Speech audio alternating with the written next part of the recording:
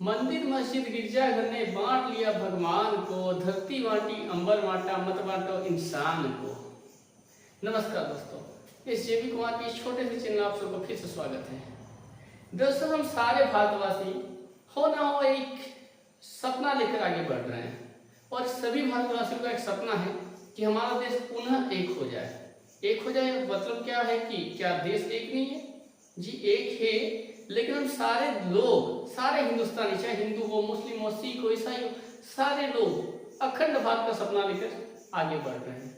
वो चाहते हैं कि जो जो देश भारत से अलग हुए हैं वो सारे देश फिर से भारत से विलय हो जाए और भारत से जुड़ के एक महान राष्ट्र का निर्माण करें, जो फिर से भारत फिर से विश्व गुरु कहलाए। ठीक है, ये सपना हम सभी भारतवासियों का है और मैं तो इसे सच में अपना सपना ही मानता हूँ और ये होना पूरा करने के लिए हम जितना हो जाए कोशिश करेंगे। भारत को एक करना एक हम लोग का, सभी भारतीयों का सपना भी होना चाहिए। ठीक है, तो क्या भारत एक हो जाएगा? एक होने के लिए हमें देखिए, कोई परिवार एक कब होता है? जब उसके आंतरिक दोनों परिवार, अगर मान लीजिए 2 या 3 परिवार, एक परिवार बच चुका है, उस परिवार को एक करने के लिए कुछ कुछ डिसीजन लेना पड़ता है। अंदरूनी सुधार, सभी परिवारों में अंदरूनी सुधार होना चाहिए। हमारा देश आज अगर एक कर दे, सभी बाकी जो पाकिस्तान हो, बांग्लादेश, इन सबके साथ अगर एक हो जाए तो हमें मेरे ख्याल से तुरंत एक नहीं करना चाहिए। इससे पहले हमारे जो देशवासी हैं उनको मतलब फिर से अपने देश के अंदर एकता बनानी पड़ेगी। हमारे जितने भी देशवासी हैं उन सब में एकता का भाव जागृत करना पड़ेगा। अभी सच बता रहे हैं, आजकल के जो नेता मंत्री हैं, मैं उनके बारे में ज्यादा टिप्पणी नहीं करूंगा, ये मेरे जान मान के लिए हानिकारक हो सकता है, लेकिन मैं डरता किसी से नहीं हूँ। कोई दिक्कत नहीं, सच के आगे और संविधान के आगे झुकना है, ईश्वर के आगे झुकना, किसी और के आगे झुकना नहीं है। आजकल जितने भी नेता मंत्री हैं, अधिकतर नेता मंत्री किसी न किसी एक धर्म को, पार्टिकुलर धर्म को पकड़ते हैं, किसी न किसी जाति, एक समुदाय को पकड़ते हैं और उस जाति और उस धर्म और उस संप्रदाय का भला करने के चक्कर में बोलते हैं मैं आपका भला करूंगा और आप लोग मुझे वोट दो। अपने वोट बैंक के चक्कर में एक दूसरे के विरोध में खड़ा कर दे रहे हैं अधिकतर नेता। मैं सब नेताओं का जिक्र नहीं कर रहा हूँ, अधिकतर नेताओं में यही चीज हो रहा है। ठीक है, जो कि बहुत ज्यादा गलत। हमारा देश टूट रहा है इसको लेकर के, जातियों में बढ़ रहा, धर्मों में बढ़ रहा है, जो कि बहुत गलत हो रहा है।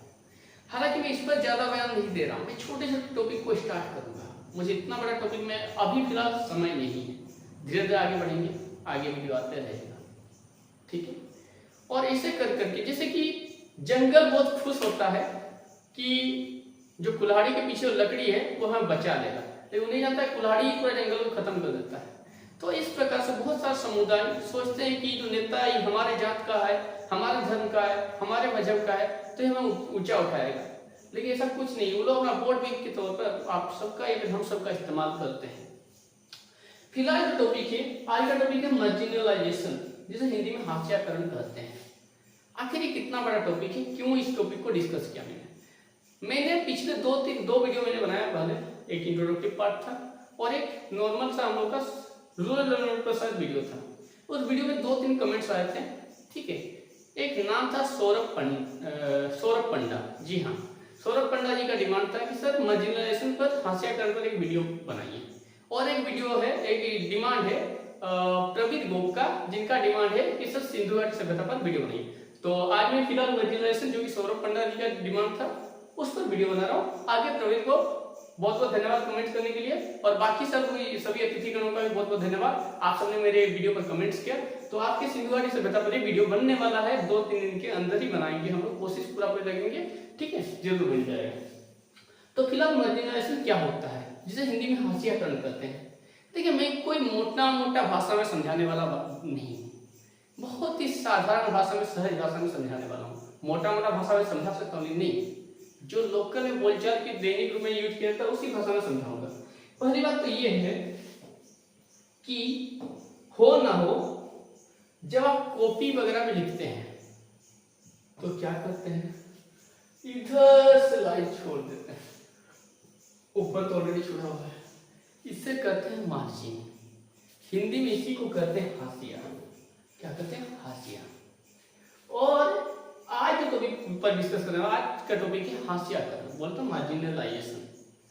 आखिर ये कितना बड़ा टॉपिक है, कितना गंभीर टॉपिक है। ये बहुत ही गंभीर टॉपिक है और बहुत ही गंभीर विषय पर आज हम लोग चर्चा करने वाले हैं। देश में हास्यकरण हो रहे हैं, होते आ रहे हैं। अभी फिलहाल सुधार हुआ है कुछ कुछ, लेकिन और सुधार का बहुत जरूरी है। आखिर हास्यकरण होता क्या है? हास्यकरण बेसिकली होता क्या है कि किसी समुदाय, किसी जाति या फिर किसी धर्म या फिर किसी संप्रदाय या फिर महिलाओं को या फिर किसी न किसी मतलब किसी व्यक्ति को, व्यक्ति विशेष या फिर संप्रदाय विशेष को प्रताड़ित किया जाता है, उसे दुनिया से अलग थलग करके उसे सारी सुख सुविधाओं से वंचित करके रखा जाता है। हो ना हो, ये बहुत पहले से दलितों के साथ होता है, महिलाओं के साथ होता है, शोषण होता है, अल्पसंख्यकों के साथ होता है शोषण। तो ये वीडियो पूरा पूरी उन्हीं पर बेस है, और अगर मुझे लगा कि मुझे इस पर पार्ट 2 भी बनाना चाहिए तो मैं जरूर बनाऊंगा। ये बहुत ही इंपॉर्टेंट टॉपिक है। मार्जिनलाइजेशन होता क्या है, हास्यकरण होता क्या है? मान लीजिए किसी व्यक्ति विशेष को, मतलब हमारे सामाजिक, ठीक है, आर्थिक और भी सारे, है ना, विचारों ये सबसे अलग थलग रखा जाता है, समाजों से अलग थलग। मान लीजिए कोई शहरों में जैसे झोपड़पट्टी सब रहते हैं, वो बेचारों को ना कोई सरकार देखता, ना पॉलिटिशियन देखता, ना कोई नेता मंत्री, कोई नहीं देखता। वो झोपड़पट्टी बेचारे लोग खा रहे हैं, नहीं खा रहे हैं, भूखे मरे, क्या कुछ हो रहा है, इस पर कोई विचार विमर्श नहीं करता है। तो ये है हास्यकरण, उस दूसरा कुछ नहीं। बहुत सारे मतलब धर्मों में या फिर मजहबों में या फिर कोई भी कह सकते हैं, कुछ ज्यादा ये में नहीं जाएंगे, धार्मिक मुद्दों में ज्यादा नहीं घुसेंगे फिलहाल। उस समय महिलाओं के साथ भी शोषण होता है। आखिर ये भी एक हास्यकरण ही है। बहुत कोई समुदायों को शिक्षा से, स्वास्थ्य से, इस सब की सुविधाओं से वंचित रखा जाता है, ये भी हास्यकरण है। तो आज है हास्यकरण का टॉपिक। आखिर हास्यकरण होना कब से शुरू हुआ? इतिहास से लेकर हिस्ट्री, ज्योग्राफी, पॉलिटी, इकोनॉमी, हर एक चीज पर चर्चा होगा, सब रखिएगा। सबसे पहले हम लोग इसके बारे में जानते हैं। हास्यकरण होने के कुछ कुछ कारण हैं, इंपॉर्टेंट कारण है। सबसे पहला जो कारण आ जाता है आपका, सबसे पहला कारण आता है सामाजिक असमानता। ठीक है, हमारा समाज हो ना हो, आज भी अलग अलग समाजों में, जैसे नेता लोग हम पहले डिस्कस किए, नेता लोगों ने अलग अलग समाजों के विरुद्ध में और अपने समाज को महान बताने के चक्कर में हर एक समाज एक दूसरे के साथ कंपटीशन कर रहा है। कोई अपने आप को नीच बता रहा है, कोई अपने आप को ऊंचा बता रहा है, कोई ये कर रहा, वो कर रहा। तो सारे समाजों में आज प्रतिस्पर्धा हो रहा है और इसमें असमानता देखने को मिल रहा है, जो कि एक बहुत बड़ा कारण है हास्यकरण का। कुछ कुछ समाज अलग थलग होकर के बाहर चल जाते हैं, इस कंपटीशन में जो चला नहीं तो जो साइड हो गया वो बाहर निकल गया। तो सामाजिक असमानता देखने को मिलता है, ये हास्यकरण के प्रमुख मुख्य कारण है। आर्थिक असमानता, मैंने अभी झोपड़पट्टी का एग्जाम्पल दिया है। बड़े बड़े शहरों में बिल्डिंगे बनी हुई है, लेकिन वहां पर झोपड़पट्टी सबको कोई नहीं पूछता है। मतलब वो ना हो, कुछ कुछ समाज या फिर कुछ कुछ क्षेत्र आर्थिक रूप में इतना विकास हो जाता है कि वहां पर कुछ कुछ जो भी लोग आर्थिक रूप से अविकसित रह जाते हैं, उनको बाहर कर दिया जाता है, या फिर लोग खुद बाहर चले जाते हैं, या फिर लोग बाकी विकसित लोगों से आर्थिक रूप से असमान होने के कारण अलग हो जाते हैं। लंबे समय तक जब आर्थिक रूप से आप मतलब गरीब रहेंगे तो बाकी समाज के कोई भी लोग आप लोगों को नहीं पूछेगा। ये परम सत्य है जीवन का। आपको रहने के लिए, सर्वाइवल के लिए पैसा चाहिए, मतलब पैसा कमाना है, ठीक है। उसके बाद शैक्षणिक पिछड़ापन। जो भी समाज या फिर जो भी वर्ग शिक्षा को अपना प्राथमिकता नहीं मानता, शिक्षा से बाहर चल गया है, जैसे कि अभी बहुत सारे द्वीप हैं हमारे इंडिया के भी, अंडमान निकोबार द्वीप के बारे में कल परसों वीडियो देख रहे थे कि वो पूरा पूरी आज भी 5-6 साल पहले जैसा रहता है। तो ऐसे ही बहुत सारे जनजाति जाति है, ऐसे बहुत सारे वर्ग हैं जो कि शिक्षा से बिल्कुल वंचित हैं। हो ना हो वो भी आजकल की रेस में, हो ना हो समाज के, हमारे देश के डेवलपमेंट में पीछे हैं। अगर उनको अगर एक समान ले आए तो हो ना हो देश का विकास और समृद्ध हो सकता, सुदृढ़ हो सकता है, ठीक है। तो शैक्षणिक पिछड़ापन भी है। लिंग आधारित भेदभाव तो हम पहले चर्चा किए थे। अभी भी गांव देहात सब में स्त्रियों को के पीछे बहुत कुछ प्रेशर है। लड़कियों को पढ़ने में बहुत सारा दिक्कतों का सामना करना पड़ता है। बहुत सारे पेरेंट्स चाहते हैं कि दूर दराज जाके पढ़ाई ना करें लड़की लोग, ठीक है। ये सही पेरेंट्स का मतलब चाहता है, खासकर रूरल एरिया में लड़कियों को पढ़ने में अभी दिक्कतें हो रहा है। लड़कियों के जीवन में बाल विवाह जैसे उनको संकट का सामना करना पड़ता है। बाल विवाह, पहले तो सती प्रथा भी तो हुआ करता था, बाल विवाह, सती प्रथा, ये सब का बहुत कुछ उत्पीड़न हुआ उनके साथ।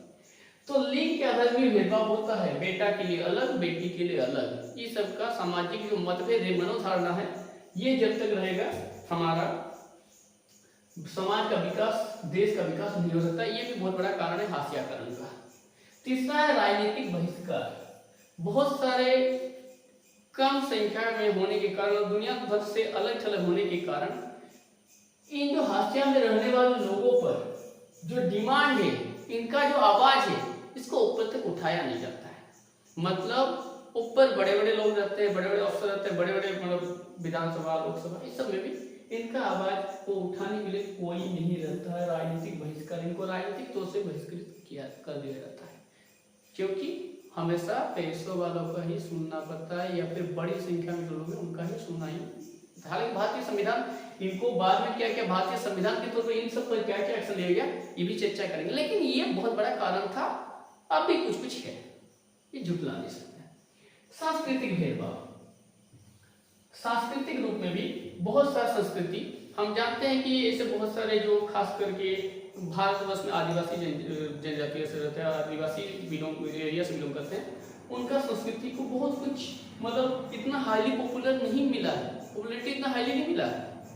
उनको अभी भी भेदभाव के जैसे अलग थलग रख दिया गया है। उनके संस्कृति को भारतीय संस्कृति के तौर पर पूरा वर्ल्ड लेवल में इसको फेमस करना चाहिए, लेकिन ये पूरा पूरी साइड सांस्कृतिक भेदभाव भी एक पिछड़ापन मतलब पीछे धकेल दे रहा है। ठीक है, किसी वर्ग को पीछे धकेल देता है।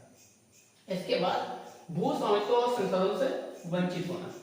मान लीजिए ऐसे अगर हिस्ट्री देखेंगे तो हिस्ट्री में ऐसे बहुत सारे घटना है, बहुत सारे मतलब जो निचली जाति के लोग पहले माने जाते थे, उनको जमीन जायदाद संपत्ति से वंचित रखा जाता था, उनके पास जमीन जायदाद भी नहीं दिया जाता था। इसके बारे में आगे हम लोग चर्चा करेंगे अभी थोड़ी देर बाद। तो जिनके पास भू संसाधन या फिर भूमि स्वामित्व, जमीन जायदाद नहीं है, संपत्ति नहीं है, वो बेचारा करे तो करे क्या, वो तो अलग हो ही जाएंगे ना। ये भी हाशिए में आ गए। हाशिए में होने के इतने सारे कारण हैं। भौगोलिक कारण, हम अभी एक आइलैंड के बारे में चर्चा कर रहे थे, उनको जियोग्राफिकली कांटेक्ट नहीं कर पाए, इसलिए बेचारे लोग अलग हो गए हैं। हमारे भारतवर्ष से पूरा पूरी अलग टाइप के जीवन यापन कर रहे हैं, भारतवर्षियों के जैसे नहीं। जातिगत भेदभाव एक बहुत बड़ा मुद्दा रहा है ना, इसके बारे में तो चर्चा होना ही है आज की वीडियो में। लेकिन जातिगत भेदभाव के कारण बहुत सारे लोगों को हाशिए में डाल दिया जाता है। बहुत सारे ऐसे जाति हैं जो जिनको नीच जाति बोल करके उन बेचारों को ना पढ़ने दिया जाता, ना सामाजिक कोई सुविधा, ना आर्थिक सुविधा या फिर शैक्षणिक सुविधा, किसी प्रकार का सुविधा का नहीं ये कर पाते हैं। ठीक है, उसके बाद धार्मिक अल्पसंख्यक, कुछ कुछ धर्म के लोग बहुत ही कम संख्या में हमारे देश में निवास करते हैं और उनके भाई आवाज को उठाने के लिए कोई नहीं है, हो ना हो ये भी हाशिए में आ चुके हैं।